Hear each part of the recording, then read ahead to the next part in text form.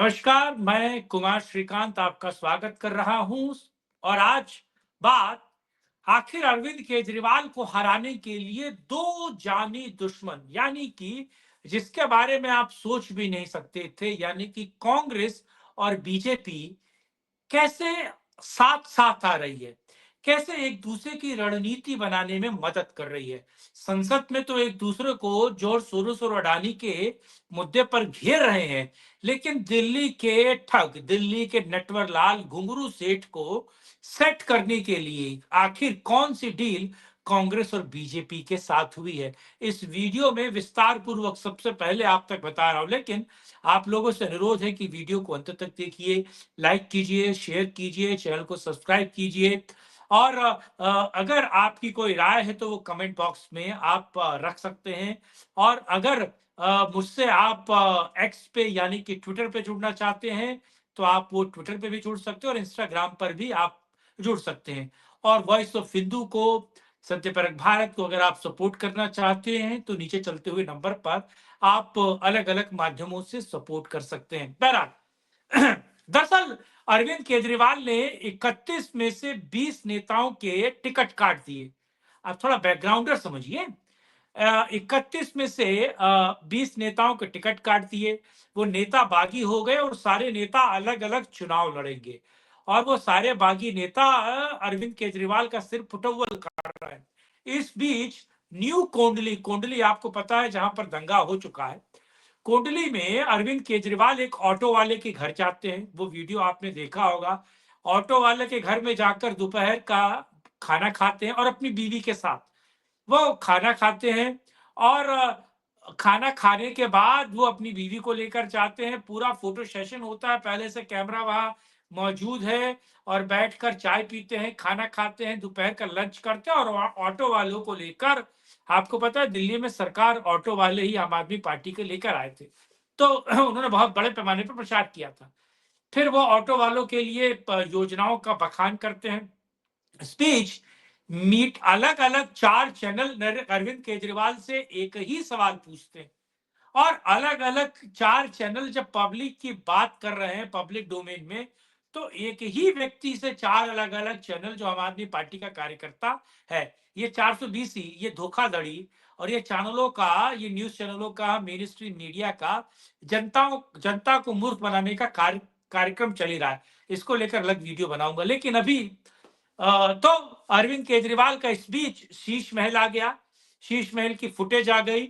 और शीश महल में कैसे करोड़ों अरबों रुपए जो है अरविंद केजरीवाल ने जनता की गाड़ी कमाई, टैक्स पेयर जो कहता था मकान नहीं लूंगा, दुकान नहीं लूंगा, गाड़ी नहीं लूंगा, घोड़ा नहीं लूंगा, ये नहीं करूंगा, वो नहीं करूंगा, उसने सारे पैसे लिए।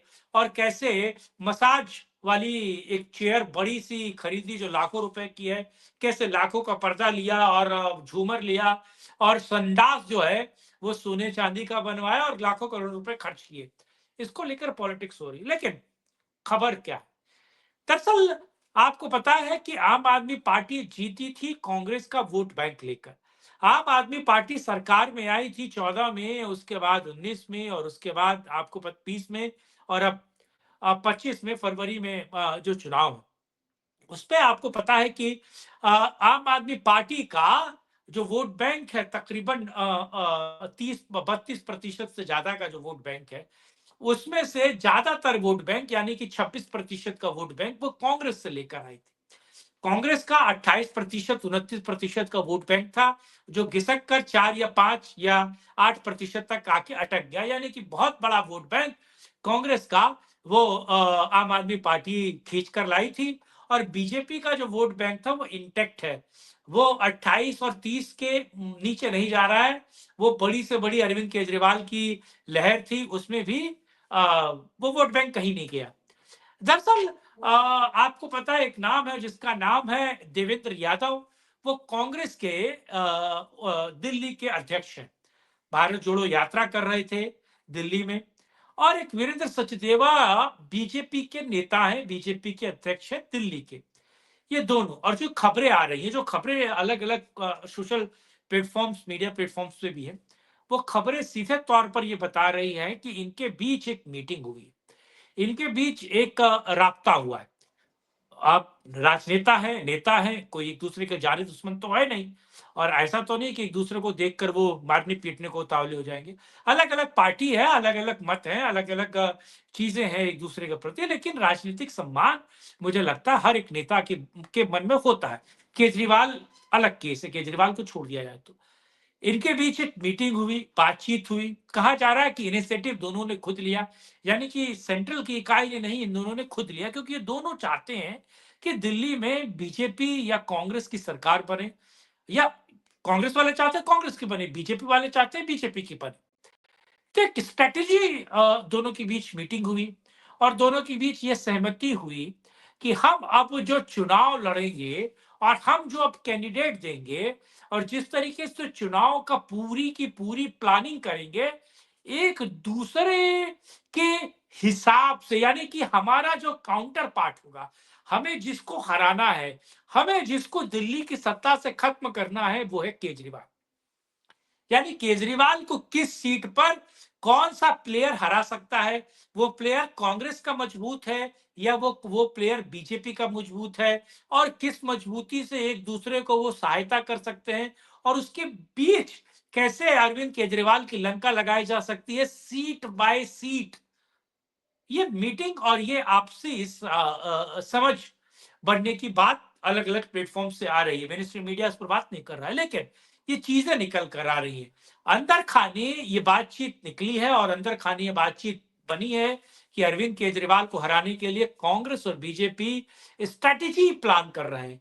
एक साथ आ तो सकते नहीं है, लेकिन कैसे अरविंद केजरीवाल को काउंटर करना है, किन किन सीटों पर काउंटर करना है, और किन सीट पर कांग्रेस जीत सकती है और किन सीटों पर बीजेपी का जीतना तय है। देखिए, अरविंद केजरीवाल अगर खत्म हो जाएगा, अरविंद केजरीवाल को दिल्ली की इस राजनीति से कांग्रेस या बीजेपी उठा के फेंक देगी, तो पूरा का पूरा मैदान दो प्लेयर में होगा ना। ये ट्रायंगल कॉन्टेस्ट नहीं होगा ना, ये केवल दो व्यक्तियों में होगा, कांग्रेस बीजेपी में। तो बीजेपी और कांग्रेस चाहती है कि बीच के इस व्यक्ति को, जो पता नहीं कहां से आ गया दिल्ली का ठग, इसको सबसे पहले साइडलाइन किया जाए, इसकी सबसे पहले खेती बंद की जाए, इसको सबसे पहले जो है वो राजनीतिक तौर पर दिल्ली से उठाकर फेंका जाए, इसके अंजास को, कूड़े को। तो ये एक सामंजस्य, एक साठगांठ, या फिर कहा जाए कि एक अंडरस्टैंडिंग, या फिर कहा जाए कि केजरीवाल के खिलाफ दोनों पार्टियां एकजुट हो गई, क्योंकि दोनों पार्टियों का दिल्ली में राजनीति अगर खत्म की है किसी ने, तो केजरीवाल के लिए। इसीलिए केजरीवाल की छटपटाहट है, केजरीवाल नए नए प्रयोग कर रहा है, केजरीवाल फिर से चूना लगाने के लिए और लोगों को मूर्ख बनाने के लिए अलग अलग चीजें लेकर आ रहा है। लेकिन इस बार दिल्ली में केजरीवाल की दाल गलेगी नहीं, बल्कि मुंह काला होगा। अच्छा, काले से याद आया, अरविंद केजरीवाल पे किसी ने स्याही भी फेंकी थी। बहरहाल, ये वीडियो आपको कैसा रहा, कैसा लगा, कमेंट बॉक्स में अपनी राय रखिए। लाइक शेयर, चैनल को सब्सक्राइब कीजिए, और आप हमें सपोर्ट करना चाहते हैं तो सपोर्ट भी कर सकते हैं। आज के लिए इतना ही, कल फिर मिलेंगे, करेंगे राष्ट्रहित में एक और चर्चा। तब तक के लिए जय हिंद, जय भारत, वंदे मातरम।